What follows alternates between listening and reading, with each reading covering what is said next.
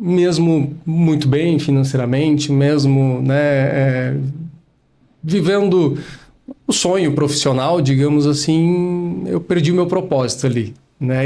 Porque eu tinha ganho um outro propósito muito maior. E isso começou a queimar no coração.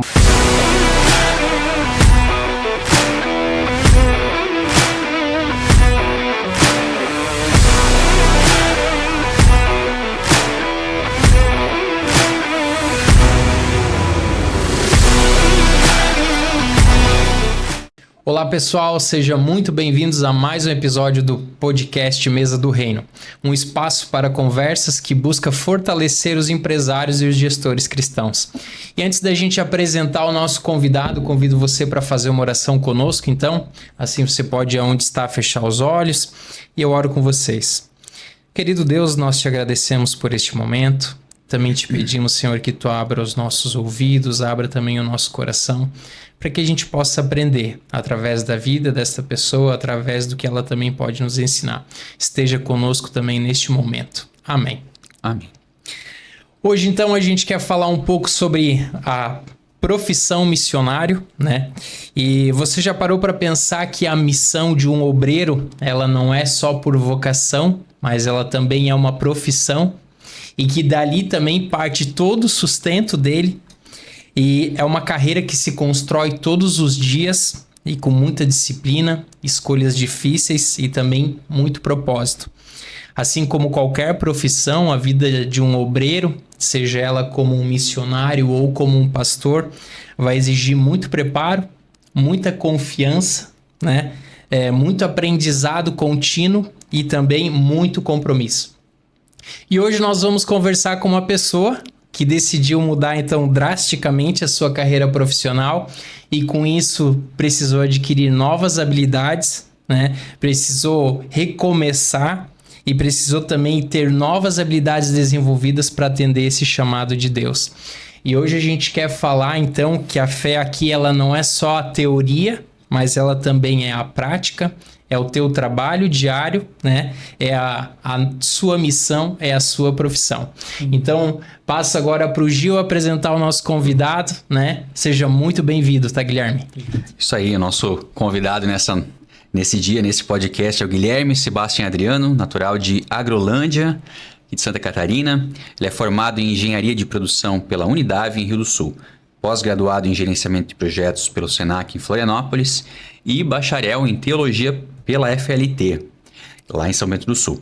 O Guilherme ele já foi gestor de projetos da Biochan Caldeiras, lá de Agrolândia, né, com o cargo de desenhista industrial. Também trabalhou na ICAV de Pouso Redondo.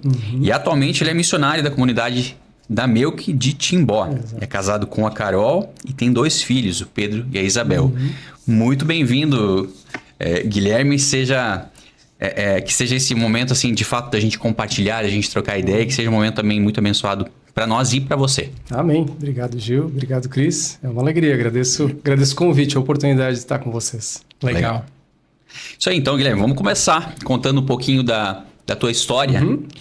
Conta para nós, saber como que foi a tua infância, se você já veio de uma família cristã, quais as orientações aí que você recebia sobre vida de fé, sobre trabalho, carreira, enfim, qual que foi o teu contexto de crescimento e desenvolvimento na infância e juventude, só para a gente conhecer um pouquinho aí de fato de como tu crescesse. Legal. Então eu sou natural lá de Agrolândia, né, da zona rural, Ribeirão do Tigre. Ribeirão do Tigre. A minha infância foi muito marcada pela vivência de fé, né? O meu bisavô, ele veio da Alemanha para fazer missão no Brasil, né? Ele era pastor, foi um pastor muito influente, muito conhecido, em especial em Rio do Sul, pastor Hermann Stea. Ele foi um dos fundadores do Hospital Samaria, do Colégio Rui Barbosa. Então, ele deixou profundas marcas na sociedade e profundas marcas também na nossa família. Então, eu lembro, assim, de infância, que as minhas tias, a minha mãe conduziam o trabalho das crianças na comunidade, o trabalho de mulheres. Sim. Eu lembro dos cultos, domingo de manhã, na famosa Igreja Preta, lá no interior de Agrolândia, de Ribeirão do Tigre, né? O pessoal vai para lá visitar. A minha oma conduzia o louvor tocando o harmônio, que é um instrumento, assim, bem diferente. Ele é um teclado, assim, onde você toca com os pés e o ar faz o som, é muito bonito. né? Então, teve essa marca desde criança, um lar cristão muito abençoado, né? E com pais bastante abençoados também, que souberam nos dirigir, nos instruir, né? Eu lembro, somos em 3 irmãos, eu sou do meio, né? E os meus pais sempre nos incentivaram a estudar, a crescer, a trabalhar. Então, assim, a gente traz essas marcas conosco, né? Na mente e no coração, né? Minha família é uma bênção, sou graças a Deus por ter nascido nesse lar. Sim, e na orientação que eles te davam, assim, vinha alguma direção específica?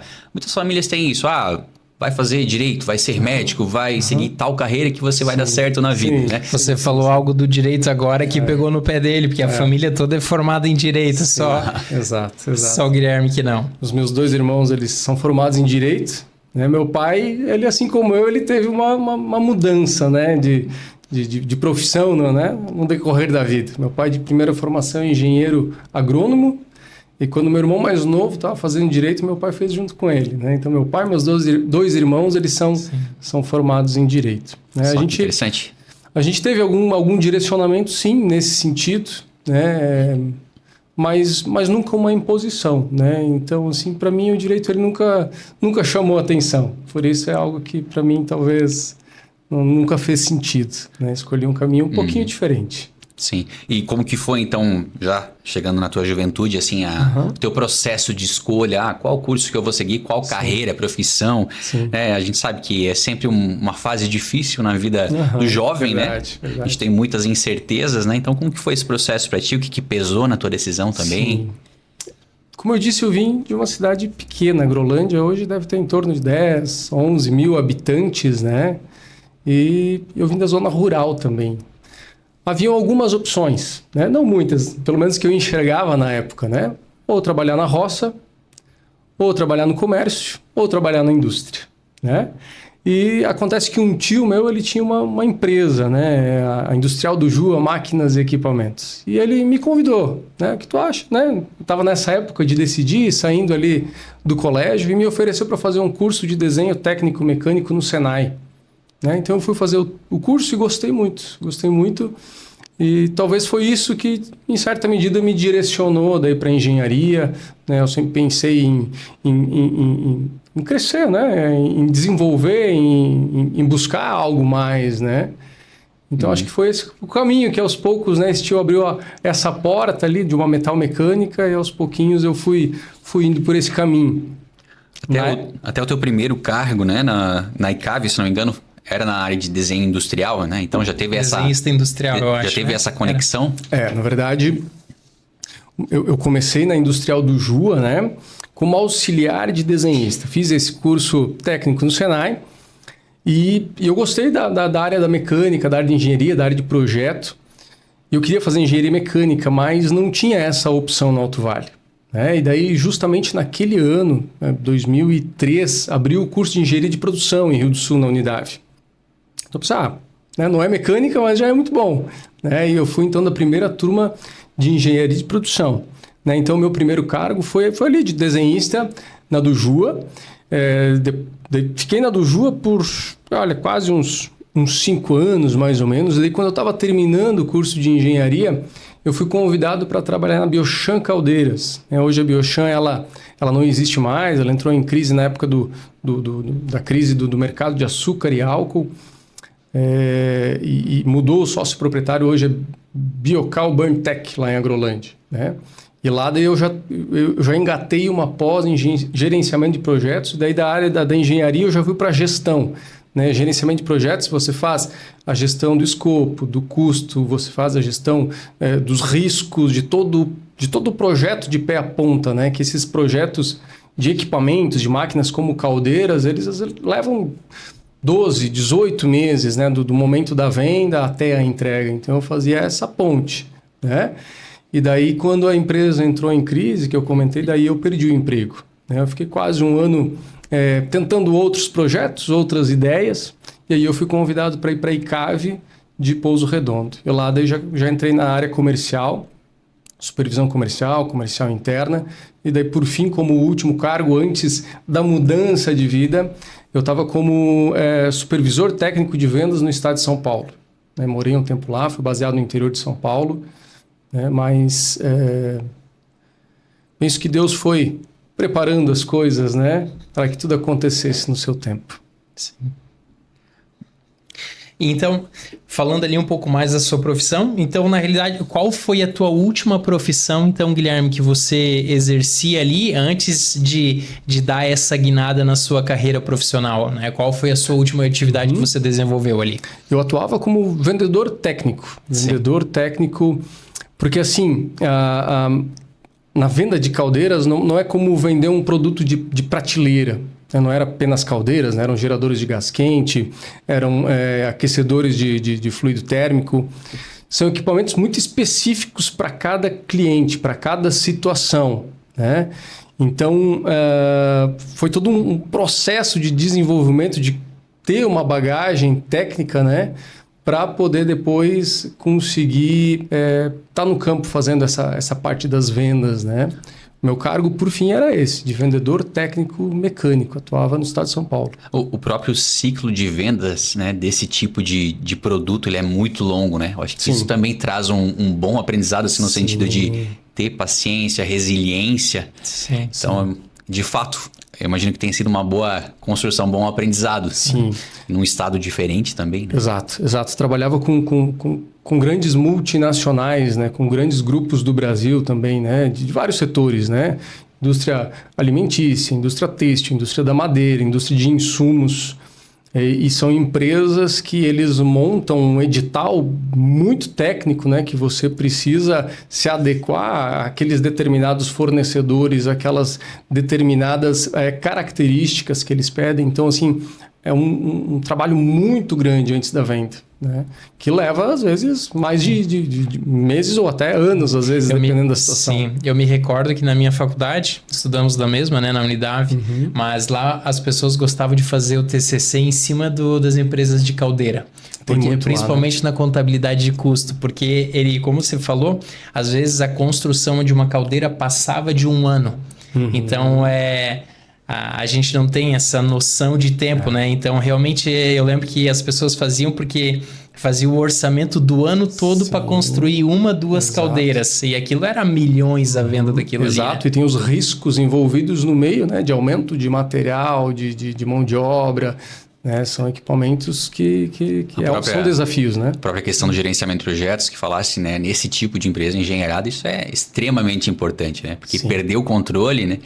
Num processo que leva meses, mais de ano, realmente é bem grave, né? E a engenharia numa empresa dessa é um dos maiores setores, né? Obviamente o setor de produção ele é maior, mas a engenharia muitas vezes aí chega a 1/3 do tamanho da empresa quase de desenvolvimento de projetos, né? Não, o pessoal, dá para ver que são 2 engenheiros, né? Então eles gostam de trazer assuntos técnicos assim. Mas, Guilherme, eu queria te perguntar, então, nessa tua última profissão, assim, você era realizado profissionalmente, assim, você estava satisfeito com o que você desenvolvia? Como que estava, assim, esse teu pensamento quanto a isso, né? Sim, eu me considerava realizado, mas queria mais, né? Quando a gente mudou de vida, né? Digamos assim, eu estava ali na casa dos 30 e poucos anos, né? E eu tinha um bom salário fixo e tinha um salário comissionado, que era a oportunidade de, tipo assim, eu fazer o meu salário, né? Quanto mais vendia, mais comissão. E como você falou, eram projetos de valores muito altos, né? Então, para alguém de uma cidade pequenininha, né, nessa idade, eu já tinha viajado por vários países do mundo pela empresa, né, aqui América do Sul, vários países, Europa, quase todos os estados do Brasil. Então, nesse sentido, eu me sentia muito realizado, né? Eu sou muito grato à empresa por todas essas oportunidades que eu tive, né? Eu tenho muita gratidão, né? Mas eu sempre queria algo mais, né? Sempre buscava me desenvolver. Como eu disse, o cargo de vendedor técnico de um equipamento desse é difícil de se formar numa empresa, né? Você não contrata, vou colocar um vendedor de carro aqui porque ele vai conseguir vender. Não, é muito diferente. né? Você precisa ter todo o conhecimento técnico antes de termodinâmica, ter o conhecimento com relação a todo o desenvolvimento desse projeto, né? Com relação à automação, com relação aos fornecedores. Então, precisava sempre estar estudando, né? A empresa estava crescendo, estava indo para fora, eu queria aprender inglês, queria aprender espanhol, estava fazendo esses cursos, sempre pensando como que eu posso acompanhar o crescimento dessa empresa, né? Porque se a gente para no tempo também, daqui a pouco não, vamos substituir porque tem outro que está mais qualificado e vai conseguir atingir novos lugares, novas posições, né? Para que a empresa possa ir adiante. Então, ao mesmo tempo que eu era realizado, sempre estava nesse desejo, né, de se aperfeiçoar, né? E enquanto você estava nesse período, né, Guilherme, você imaginava em algum momento que iria seguir algum dia, assim, esse ministério pastoral? Você acreditava que ia dar uma guinada, assim, um dia na tua profissão? Olha, sim e não. Quando eu estava na juventude, no grupo de jovens lá de Agrolândia, eu devia estar no ensino médio, né, por volta do primeiro, segundo ano. E daí, pela primeira vez, eu fui no Congresso de Jovens em São Bento do Sul, né? Eu não sei, eu devia estar pelo primeiro ano do ensino médio, segundo ano, alguma coisa assim. E eu me lembro de uma palestra da missionária Bugra, né? Não sei se vocês conhecem a missionária Bugra. Ela tinha um projeto, um trabalho muito forte, assim. Ela escolheu ser pobre e viver no meio do povo desabrigado em Florianópolis, né? Entre os moradores de rua, entre a situação de drogadição, para fazer missão ali no meio. E aquele testemunho dela me impactou muito. Eu lembro que ela falou aquela passagem que os campos estão brancos, estão prontos para colheita. Eu lembro que ela falou que a seara é grande, os trabalhadores são poucos, e ela fez um desafio assim, para quem queria trabalhar nessa obra, né? E eu lembro que eu fui para frente, né? Naquele congresso. E aquilo ficou dentro do meu coração, né? Mas isso foi também na mesma época que o missionário Dino, né? Aqui da Melk de Blumenau, ele também se sentiu chamado nessa mesma época, né? Nós somos amigos do mesmo grupo de jovens, né? O Dino, ele saía trombudo, dormia lá em casa, a gente ia junto com o Fusca do meu pai para a juventude lá em Agrolândia. Então a gente se sentiu meio junto. Eu fiquei pensando, será que não é só uma empolgação por causa do Dino? E ao mesmo tempo que eu era muito tímido, eu sou muito retraído, né? E quem conhece o Dino, ele é o oposto, ele é expansivo. Onde ele tá todo mundo rindo, ele tá contando piada, né? E eu olhava assim, Senhor, né? O Dino faz sentido tu chamar. Ele é carismático, ele é querido, ele é comunicativo. Mas eu tão envergonhado, não conseguia me imaginar falando na frente de pessoas. Teve uma crise de Moisés, assim. Isso, exato. E eu meio que fui calando essa voz, né? Eu fui me fechando porque contei para algumas pessoas no colégio, daí veio bullying, né? Começaram a me apelidar de pastor e aquilo aos poucos foi me fechando, né? E por muito tempo, por anos, por até mais de uma década, aquilo ficou encapsulado ali dentro, né? Eu nem lembrava, acho que mais até que Deus de novo acendeu a chama. E então já partindo para esse momento, né? Então quando você percebeu que Deus estava te chamando para o ministério, como que você daí distinguiu? Agora é o momento. Agora eu relembrei. Então quando que Deus despertou e sentia essa vontade, né? Esse desejo, né? De fazer esse movimento arriscado até. Sim. Pode-se dizer, né? Um movimento de coragem, de fé. Né? Mas como que foi esse momento para ti? E para tua família, obviamente. Quando me perguntam, né, até o pessoal da comunidade, a respeito de chamados, né, como é que eu sei, né, se o Senhor me quer na sua obra para o ministério integral, para ser pastor, para ser missionário, como é que eu sei isso? Como é que eu distingo isso entre tantas vozes, né? E a gente costuma dizer que existe o chamado interno e o chamado externo. O chamado interno é quando Deus começa a falar no teu coração e você começa a sentir o desejo, começa a pensar nisso. Aí eu gostaria de ir para o ministério, isso começa de algum modo te cativar, né? Esse é o chamado interno. E o chamado externo é quando outras pessoas elas começam a observar. Gil, eu acho que tu já pensou nisso, né? Cris, cara, tu já pensou que talvez o ministério integral é uma possibilidade, dados os teus dons, os teus talentos? E isso aconteceu comigo, né? Aconteceu lá atrás, né, de pessoas virem falar comigo, eu senti internamente, mas dadas as pressões eu acabei me fechando. E a segunda vez aconteceu daí também de duas maneiras, digamos assim, né? O chamado interno, ele aconteceu por meio da palavra, né? Tudo que eu ouvia, que eu lia, que acontecia, eu sentia Deus me chamar, né? Eu sentia que o Espírito estava me impelindo para isso. E mais fortemente ainda no serviço, ao colocar a mão na massa, né? Quando eu integrei a ICAV, no departamento de vendas, dado momento eu fui chamado a atuar no mercado externo, né? No externo no Brasil. Eu trabalhava internamente na empresa, depois externamente em campo. Eu morei um tempo no interior do Paraná, lá em Marechal Cândido Rondon, né? E porque o agronegócio é muito forte lá, tem muita cooperativa, tem muita empresa, então eu fui para desenvolver o mercado lá, né? E até então eu não tinha uma vivência muito próxima com a Melk, né? Até então eu congregava na ESLB e conhecia a Melk dos congressos, só.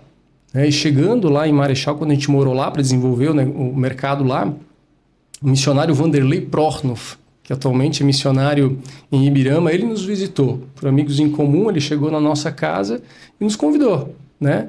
E a gente prontamente aceitou esse convite de congregar, então, na missão evangélica, na Melk.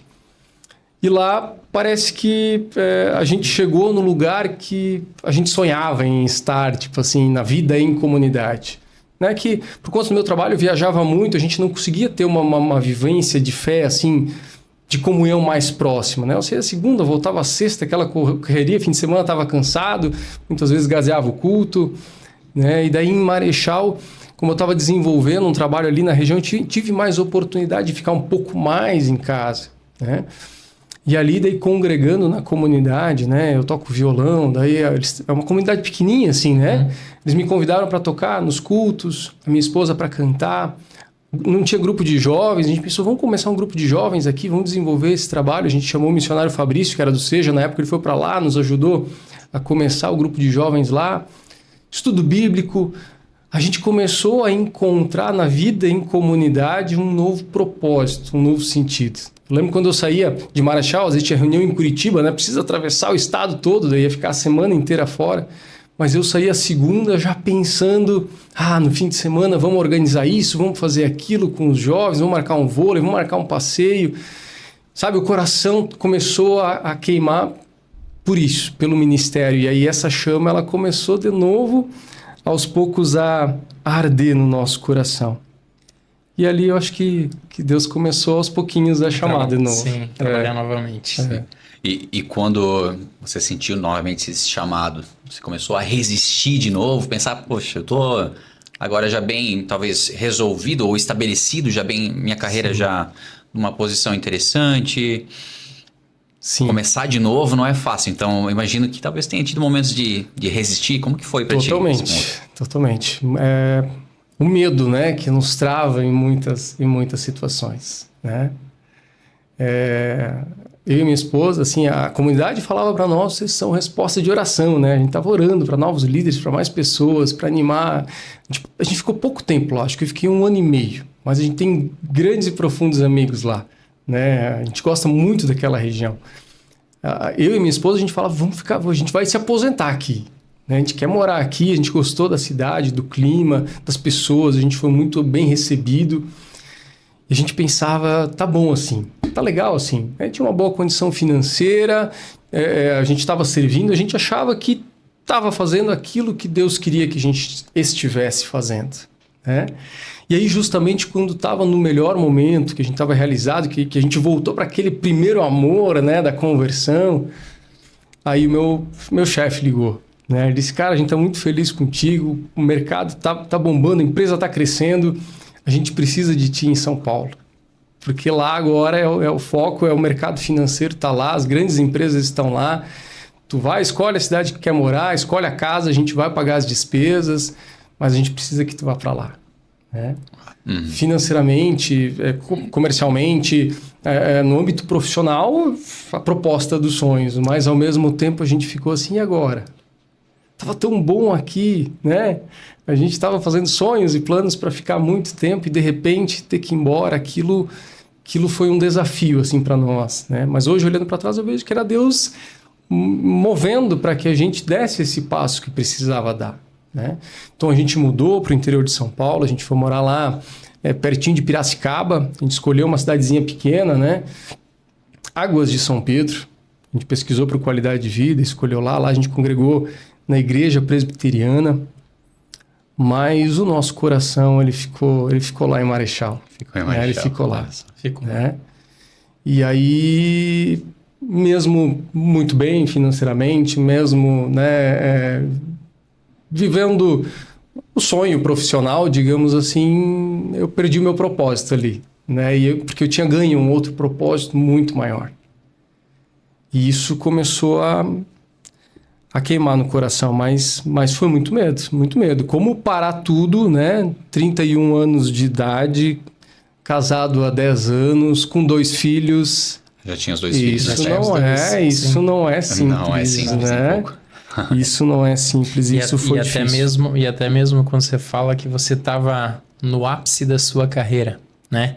Então é algo assim que a pessoa já era o que você procurava provavelmente quando entrou, né? Sim. Buscava esse ápice da sua carreira, então pesou muito com certeza, né? Pesou. Legal, Guilherme, assim, você falou já de algumas experiências, mas eu queria perguntar se teve alguma em específico que te marcou bastante nesse período. Você também comentou sobre alguns versículos que lá a Bugra falou.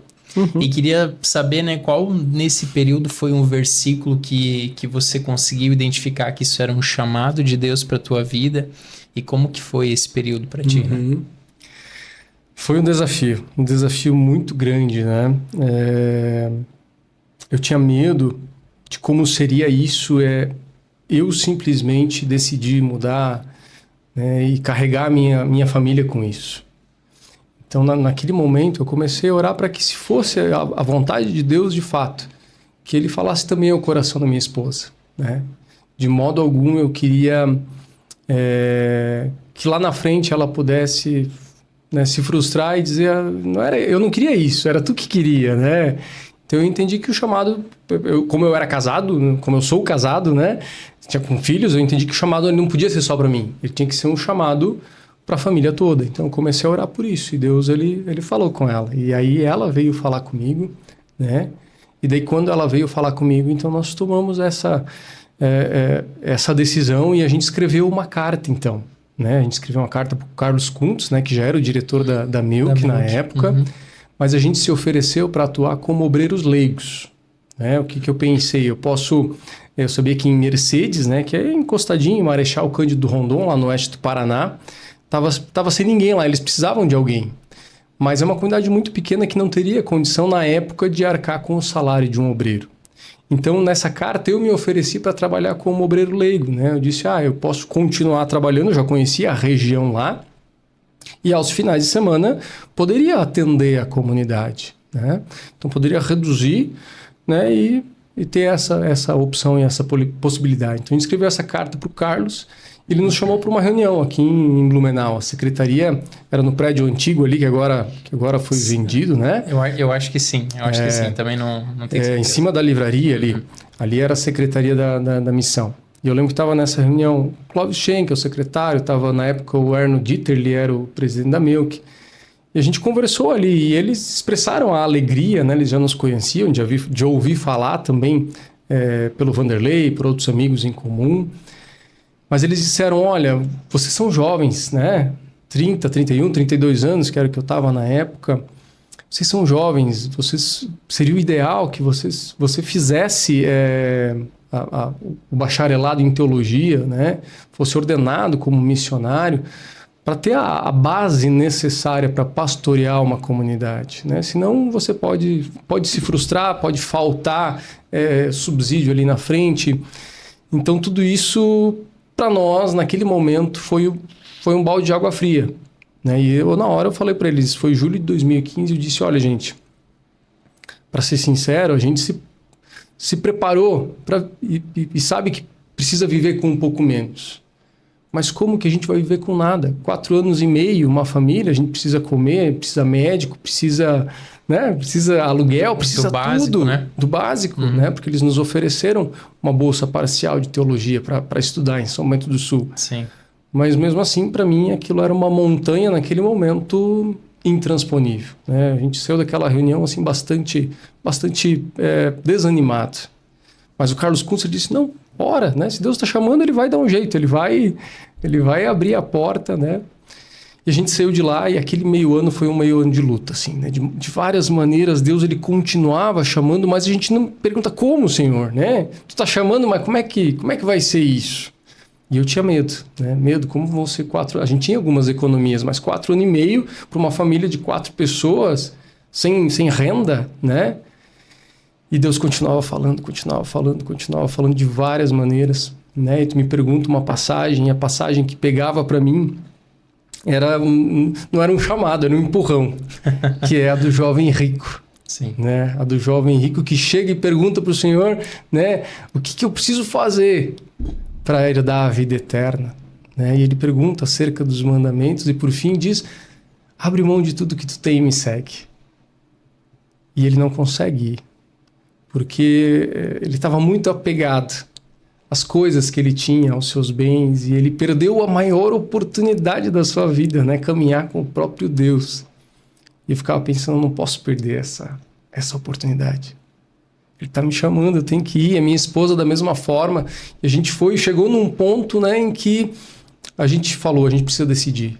Não dá mais para viver assim, com esse coração angustiado e queimando. E ela disse por mim assim, então esse é o sim de Deus para mim também. E aí a gente tomou essa decisão, né? Mas deixa eu falar que tem uma história muito interessante que eu gostaria de compartilhar, que antes de a gente conseguir dizer esse sim, eu estava com uma venda muito grande para fazer em São Paulo. Acho que eu já comentei com vocês uma vez essa história. Sim. Um projeto muito grande para JBS de Lins. Eram 3 caldeiras, uma do lado da outra. Um projeto de milhões, assim, que até então a ICAV não tinha vendido um projeto tão grande. Eu fazia as contas, se eu conseguir vender esse projeto, vai me dar uns 3 anos, mais ou menos, né? Aquele valor ia conseguir sustentar a gente, né? E a gente que atuava no mercado, atua no mercado de venda, sabe mais ou menos quando um cliente está quente para vender, né? Porque a gente fazia toda uma equalização técnica e os técnicos da empresa estavam conosco, assim, porque a gente tinha provado que o equipamento ele oferecia da melhor forma aquilo que eles precisavam, tinham muitos diferenciais. Faltava só agora o comercial, né? O compras lá no escritório, às margens do Tietê lá. Mas eu lembro que entrando pro comercial ali para ir fechar o negócio, lá na margem do Rio Tietê, onde é que é o escritório da JBS, no carro eu orei, Senhor, se vender, né? Se eu fechar essa venda, né? Eu vou. Se eu fechar essa venda, eu vou. E fui para a reunião. E lá eles disseram, ó, a gente fechou com o teu concorrente por isso. E foi aquele balde de água fria, assim, né? Nossa, eu voltei revoltado com Deus. Né? Senhor, como é que tu me chama e tu não me ajuda? Tipo assim, veja como a gente é pequeno, né? Mas mesmo assim, Deus, ele continuou chamando, continuou falando, né?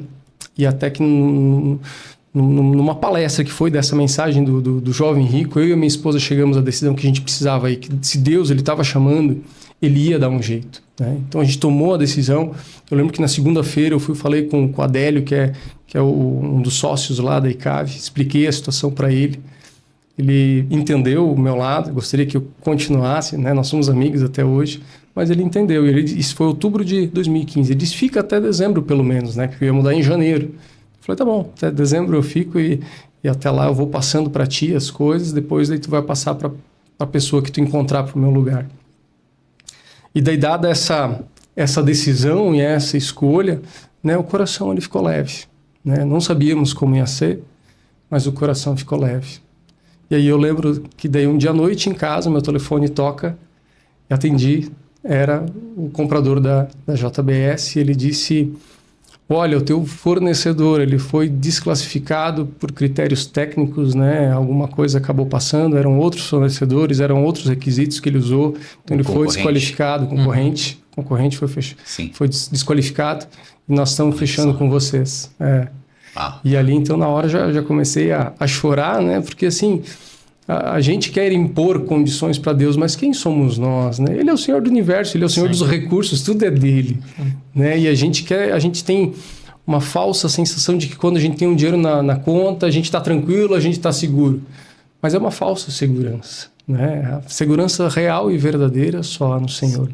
Então, essa experiência, entre tantas, assim, ela foi assim, um catalisador que eu gosto de voltar e relembrar, porque tem vezes que a gente dá uma desanimada de novo. A gente tem que voltar e olhar para esse Senhor que nos chamou, que é o Senhor, o Todo-Poderoso, o Alfa, o Ômega, né? Ele é maravilhoso. Ok, legal, Guilherme. Você já comentou ali sobre toda essa questão da mudança da carreira, mas teve, assim, o que foi mais difícil para ti nessa virada, né? O que você achou assim, pô, isso aqui para mim foi extremamente complicado, complexo. O que foi assim para você? Sim.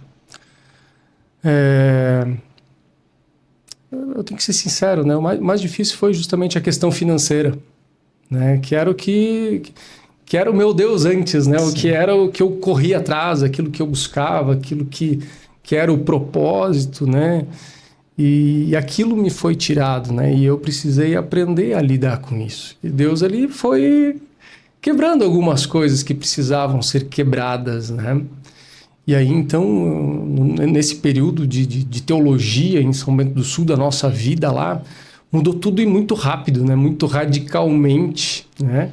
O nosso dinheiro ele acabou muito antes do que a gente tinha previsto, aconteceram coisas que a gente não esperava. E aí, houve um momento em que a gente estava, assim, sem recurso para o próximo mês, né? Mas eu sempre fui muito, muito orgulhoso, né? Eu acho que o homem tem muito isso do ego, de não querer, às vezes, abrir para uma outra pessoa que você está passando dificuldade, que você está passando necessidade. A gente já não conseguia e não sabia como ia pagar o aluguel no próximo mês. E aquilo foi algo que eu nunca tinha experimentado, né? Parece que a segurança que eu tinha, ela me foi tirada a hora que o dinheiro acabou, porque a minha segurança estava ali. É uma falsa segurança. E Deus ele foi precisando trabalhar isso também, né? E ali foram momentos bastante desafiadores e bastante difíceis, em que eu pensei, não, por que eu fiz isso?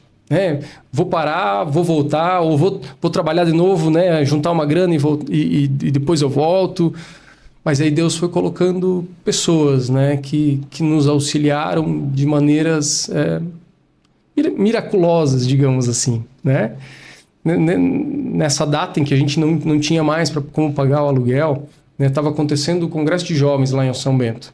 E a gente não pôde ir porque a gente não tinha recurso para fazer a inscrição. E eu também orgulhoso, né? Se eu tivesse pedido, né, para quem estava organizando, certamente eles iam deixar a gente entrar. Mas eu com vergonha de abrir que... Não teria possibilidade. A gente gastou tudo o nosso dinheiro, tipo assim, né?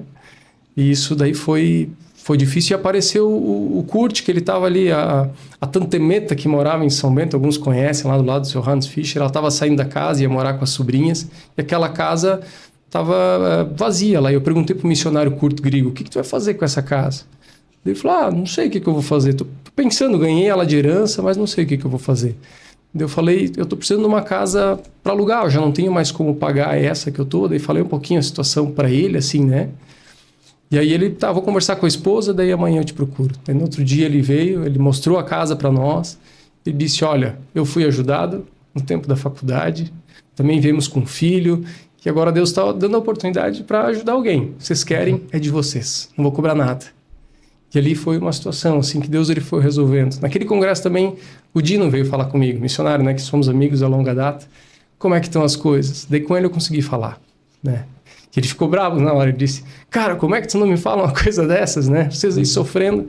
Ele fez algumas ligações, né, para algumas pessoas conhecidas e levantou alguns mantenedores que além da minha família, que naquele momento também se colocaram ao lado, né, a gente conseguiu concluir, né, conseguiu ir adiante. Mas isso foi o mais difícil, assim, foi essa mudança, né, de antes ter uma situação financeira confortável, que me trazia alguma segurança, para aprender a confiar agora no Deus, que é o dono de todos esses recursos. Ouvindo a tua história, assim, fica muito evidente como Deus vem te transformando e te preparando, né? Aquilo que tu falasse no início. Tava no momento, no ápice, tava muito bem, a segurança. Sim. Tu achavas que tinha e Deus vem tirando aos poucos aquilo que tu te prendias, talvez. Sim. Mudando os nossos valores. Mudando teus valores para realmente estares 100% convicto de que é Deus que vai prover, que vai te levar adiante. Para mim isso, nossa, é muito claro quando tu contas essa história. Eu já tinha ouvido antes, né? Mas toda vez isso é muito rico para mim. E eu penso que assim, até como negócios, né? Como empresa, como família, toda a gente acaba realmente querendo bater no peito, fazer sozinho. Sozinhos as coisas, né? Força do meu braço. Realmente o orgulho que a gente tem é muito forte, né? E como Deus... que legal, assim, ver o teu testemunho, como isso é enriquecedor para nós e como nos ensina também. E, bom, obviamente, já comentasses das perdas financeiras, do status social, nessa mudança toda, né? E como que foi com a tua família, assim, durante esses anos, como eles reagiram? Teus filhos, não sei se eles eram pequenos, se eles já entendiam, compreendiam esse momento que vocês estavam vivendo, como foi com eles? Houve uma grande mudança, né? Financeira, sim, né? Reduziu praticamente um dígito, digamos assim, o que eu ganhava antes, o que eu ganho hoje, de status, né? Eu era uma cidade pequena, né? A empresa que eu trabalhava tinha um avião particular, eu viajava com o avião da empresa, né? Então, isso tudo deslumbra a gente, né? Mas é muito fácil a gente se perder também nesse sentido, né? E colocar o nosso coração em todas essas outras coisas, né? Então, assim, eu não vejo como uma perda, pois foi uma decisão, né? E daí, nesse sentido, me vem muito forte no coração aquela parábola que Jesus conta em Mateus 13, 44. Eu quero ler para vocês. Verso 44, Jesus diz assim: o reino dos céus é como um tesouro escondido que um homem descobriu num campo. Em seu entusiasmo, ele escondeu novamente, vendeu tudo o que tinha e com o dinheiro da venda ele comprou aquele campo. Eu vejo assim que eu encontrei o verdadeiro tesouro, né? Então não é uma perda quando a gente abre mão de algo que a gente não poderia segurar e que é temporal, é passageiro, trocando por algo que é eterno e que é de um valor imensurável, né? E a minha família, ela foi parceira o tempo todo, né? E é até hoje. É quem sustenta também financeiramente quando a gente precisa, é também quem aconselha, quem abraça, quem chora junto, né? E eu tive muito mais ganhos do que perdas, porque os meus filhos eram pequenos quando eu fui para São Bento do Sul. Pedro tinha 3, 4 anos. A Isabel tinha 5, 6 anos. Antes eu vivia na estrada, né? Eu perdi muito assim, dessa primeira infância deles por estar correndo atrás do vento, né? E a vivência em São Bento do Sul, né? Mesmo que financeiramente muito mais desafiadora, eu estava o tempo todo em casa, né? De manhã eu ia para a faculdade, mas à tarde podia jogar bola lá no quintal, no campo da Milk, né? Eu aproveitei muito. Eu sou muito grato a Deus por isso, assim, por essa oportunidade que em tempo muito legal. Eu pude, e hoje eu sou muito próximo deles. Não sei como seria se fosse diferente, né? Isso, então, eu creio que são muito mais benefícios, né? Do que perdas, digamos assim. Legal. O Guilherme, eu queria fazer uma pergunta. Durante esse processo ali, você comentou algumas pessoas que fizeram parte, né, dessa tua mudança, né? Mas assim, como que você teve mentores, você teve conselheiros nessa transição? Eu conversava muito com o missionário Johnny, né? Aqui de Blumenau, já comentei, né? Meus familiares, né? Meus pais são muito bons conselheiros até hoje. Me aconselho muito com eles. E principalmente o missionário Vanderlei, né? Que então foi o missionário, foi o nosso pastor quando a gente esteve lá em Marechal Cândido Rondon e que acompanhou esse nosso processo, né? De sentir novamente o chamado. Então eu sempre ia conversando muito com ele, né? A gente tem uma amizade muito próxima até hoje. E ele foi alguém bem especial, assim, que Deus colocou para auxiliar nesse tempo. Sou muito grato a Deus também por isso. Então, e Guilherme, continuando a tua história, né? Então, você fez a faculdade, te formou, e aí, então agora vamos trabalhar, vamos para o campo, né? Vamos para o ministério. Como é que foi agora, então, esse reinício? Então, eu cheguei no ministério, então, com 36 anos já. Né? Não era mais um jovenzinho como a maioria dos missionários, dos pastores que tinham chamado ali logo na juventude, na adolescência. Né? Então, eu não tinha uma visão romantizada. Eu sabia que ia ser pedreira, que ia ser desafiador, que Deus me chamava para algo que não seria tão simples, né? E que, a depender da minha própria força, eu estaria em maus lençóis. Né? Mas foi mais desafiador do que eu esperava. Né? Eu me formei em 2020, no meio da pandemia. Na pandemia. Sim. No meio da pandemia, as comunidades fechadas, né? Algumas aí tentando entender como é que iam fazer, se ia transmitir o culto, se ia gravar mensagem, como é que ia fazer, estava tudo parado. Minha formatura foi via Google Meet, né? Transmitida no YouTube. Então, sim. Então foi um tempo assim que de novo a gente, como é que vai ser esse negócio, né? E aí a comunidade de Timbó, que no momento não estava precisando de um segundo obreiro, a pedido do RH da meu, que aceitou, né? Nos receber lá para o período do habilitar, para 18 meses. Né? E a gente foi para lá, tudo que a gente aprendeu ali, ninguém sabia o que ia ser, né? Então assim, foi bem desafiador esse começo, né? A gente podia fazer visita de portão, de máscara, o culto era os primeiros gravados ali.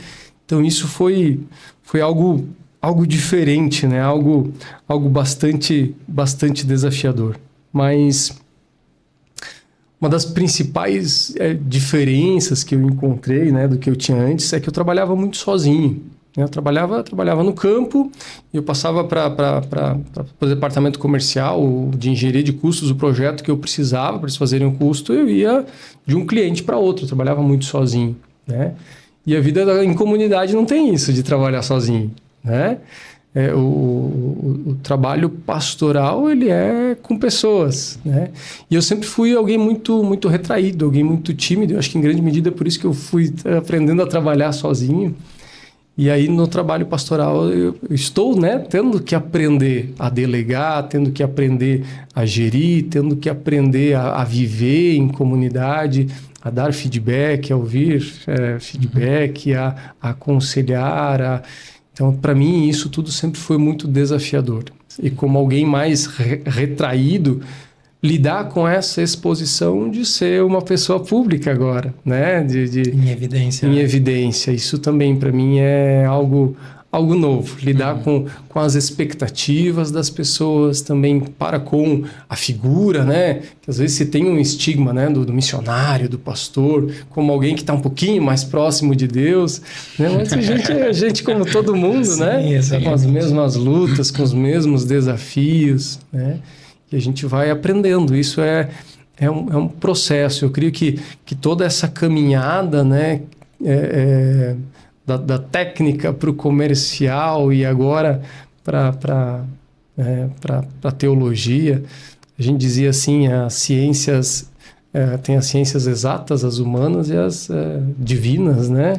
Uhum. Então Deus ele foi me moldando, me preparando para isso, e esse processo ele segue, né? Como segue na vida de todos nós, né? De santificação, de ir sendo moldado à imagem de Cristo. Né? Estamos nessa caminhada. Hein? Sim. Sim. E comentasse que quando você iniciou então na carreira pastoral, já tinhas uma visão um pouquinho mais clara, né? Não romantizada, né? Talvez pensando agora em anos mais recentes, não na pandemia, né? A pandemia foi um momento realmente muito diferente em todos os quesitos para qualquer um, né? Para todo mundo, né? Exato. Então, mas pensando talvez em momentos mais recentes, o que mais te surpreendeu na vida pastoral? De talvez assim, tu teres uma expectativa e a realidade é diferente, que tu realmente precisasses aprender. A rotina é muito diferente, né? Do trabalho de qualquer outra pessoa. A gente não tem um horário determinado. Lógico, a gente tem as programações fixas, né? E em Timbó a gente tem programação fixa praticamente toda noite. Fim de semana começa daí com maiores públicos, né? Mas eu trabalho com crianças, eu trabalho com jovens, eu trabalho com adolescentes, os cultos, eu trabalho com casais, com homens, com mulheres, trabalho na PAI, trabalho no Ancionato, a gente tem o programa Espaço Alternativo, que é o contraturno escolar. A gente tem uma agenda, né, na Milk, que ela é bastante intensa. E nesse meio a gente precisa fazer os aconselhamentos, as visitas, os sepultamentos, os casamentos, todas as outras demandas que muitas vezes não são possíveis de agendar. Né? Você não agenda um sepultamento, ele acontece. Né? Você precisa uma briga de um casal, uma crise, né? Você precisa atender algumas situações, né? Então, isso é um grande desafio, né? Quando a gente trabalha numa empresa, a gente tem, mesmo que eu não tinha muito horário para estar na área comercial, mas a maioria das pessoas tem ali o horário fixo, né? Então, fim de semana, e isso agora no ministério, esse é um desafio, né? Porque a gente também precisa pastorear a própria família, ou você ser família, né? Exato. Ser pai, ser filho, ser esposo, a gente precisa... ter o próprio espaço. Ter isso, né? Cuidar bem aquele que não cuida bem da própria casa, né? O apóstolo Paulo vai falar para Timóteo, falando ali do pastorado, como é que ele vai cuidar de uma comunidade. E esse é um grande risco que a gente tem e corre, né? Por não ter um horário delimitado, pronto, agora, né? Deixei o crachá ali, agora não preciso mais, né? Posso ligar o telefone. Não, a gente às vezes tem que botar na agenda ali agora o horário da família e isso é inegociável, né? Salvo, né? Uma emergência.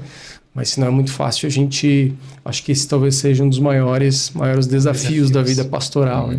E tem alguma dessas questões que talvez ainda te gere algum conflito, até em relação à tua história, à tua decisão de mudança, né? Chega nesses momentos difíceis, né? Talvez o inimigo querendo colocar um pensamento negativo, te fazer desistir, voltar atrás, né? Sim. Isso ainda tem alguma batalha nesse sentido? Eu penso que um grande desafio para mim é pastorear o meu próprio coração. Ou pregar para mim mesmo aquilo que eu prego para as outras pessoas, aquilo que eu aconselho às outras pessoas. Viver aquilo, né? Que eu falo, né? Isso, viver isso, porque a gente corre um risco, né? É fácil a gente pegar a palavra e ela passa por nós sem nos tocar, né? A gente só replica, digamos assim, pensando nas outras pessoas. Isso aqui é interessante para aquela pessoa, isso aqui é interessante para o culto, isso aqui... Mas e para mim, né? Isso é um grande desafio, porque, como eu disse, nós temos as mesmas lutas, as mesmas tentações, e a gente precisa ir a Cristo todo dia, né? Sim. E cada fase da nossa vida, ela tem, penso que as lutas e batalhas, elas vão mudando, né? E para mim, algo que pega bastante na vida pastoral é a demanda. A demanda ela é grande. A seara, né? Jesus ele nos falou isso, né? A seara é grande, os trabalhadores são poucos.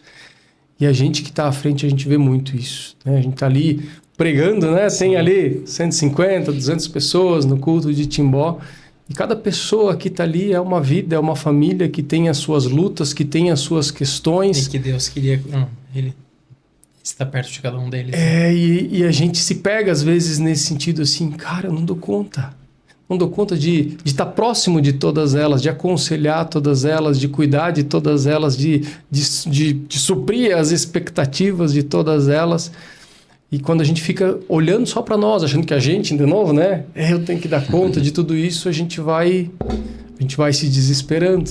Né? E daí isso que eu digo, a gente tem que de novo sempre olhar para o Senhor da seara, né? Aquele que... Ele é Deus. Ele sim tem o poder de falar com todas as pessoas ao mesmo tempo, tocar o coração, transformar. E aí, de novo, eu me deixar também ser tocado, ser carregado, ser cuidado, saber, eu não vou dar conta. Eu nem tenho que dar conta. Né? Não foi para isso que Deus me chamou. Né? Mas é uma grande luta, é um grande desafio, né? Porque a gente... Sem querer, a gente acaba também, né, frustrando pessoas, ferindo pessoas, né, ou não atendendo aquilo que ela esperava, né, de mim. Isso é difícil lidar. Eu tenho essa dificuldade de lidar por ter esse cargo público, né? Lidar com tudo aquilo que esperam do missionário, do pastor. E a gente nunca vai dar conta, essa é a verdade. Né? Bom, caminhando já um pouquinho mais pro final, né? A gente já conversou um pouquinho sobre a tua história de forma bem resumida. Talvez tenha algum ponto que tu aches interessante mencionar ou contar, compartilhar, que a gente não tenha perguntado. E eu também gostaria de saber, assim, da tua história toda, né? Toda essa transição, essa jornada, né? O que tu trouxe, talvez, lá do início da tua carreira, da tua jornada, que hoje tu enxergas como útil também no teu dia a dia, né? De fato, às vezes a gente não entende os planos de Deus, né? Acho que é difícil olhar para trás e saber se Deus queria que talvez tu fosse missionário com os teus 20 anos. Ou se realmente o plano dele era aos 36.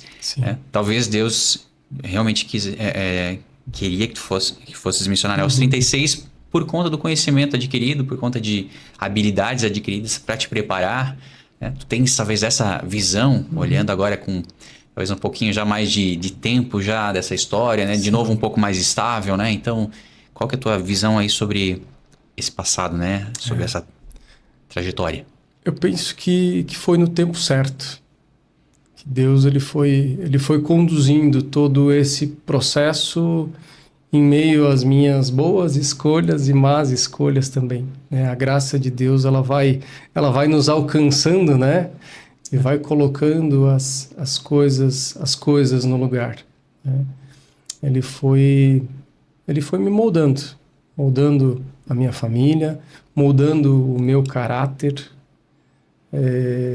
Com certeza, né, faria muitas coisas diferentes, até mesmo no cargo que eu tinha antes, com relação a testemunho, com relação a propósitos, com relação a intencionalidade de ser a presença de Cristo ali num ambiente que é secular e que é carente da graça de Deus também ali.